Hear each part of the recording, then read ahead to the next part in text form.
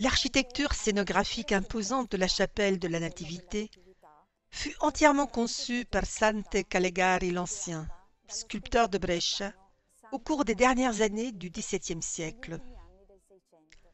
En ces mêmes années, Sante Calegari l'Ancien participa à la réalisation d'une partie de la décoration plastique que l'on peut encore admirer sur la façade de l'église. Il est important de souligner que Sante fut le précurseur d'une célèbre dynastie de sculpteurs de Brescia actifs entre la seconde moitié du XVIIe siècle et la fin du XVIIIe siècle, dont la production se distingue par un langage exquisément baroque. C'est dans ce lexique que s'inscrit le bel oculus mixtiligne à la lumière cachée, qui décore la partie la plus haute du retable. Dans cet oculus figure la colombe du Saint-Esprit, entourée de motifs représentant des fruits, des fleurs, des feuilles et des têtes d'anges, vers lesquels convergent les regards des deux anges situés à proximité. Si l'on passe de la partie supérieure à la partie inférieure de l'autel, on remarque, au niveau très exactement du devant d'autel, un grillage en fer qui cache un sarcophage en pierre.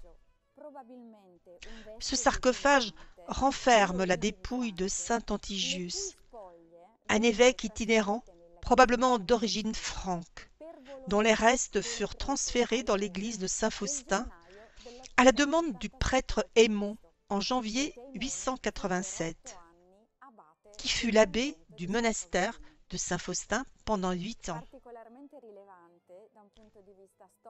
Le retable représentant la Nativité revêt une importance artistique et historique particulière.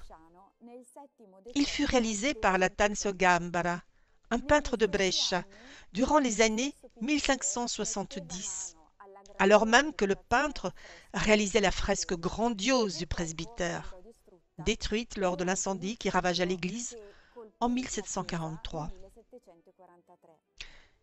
Il peut sembler étrange qu'un autel réalisé à la fin du XVIIe siècle soit enrichi d'un tableau peint plus d'un siècle auparavant.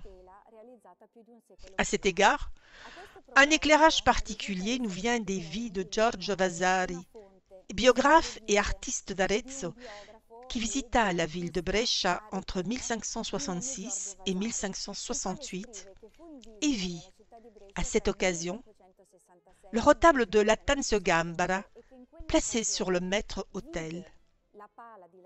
Il est probable que lorsque le maître-autel fut enrichi par la grandiose arche baroque dédiée aux deux saints patrons, la toile de Lattanzio Gambara fut déplacée pour occuper son emplacement actuel.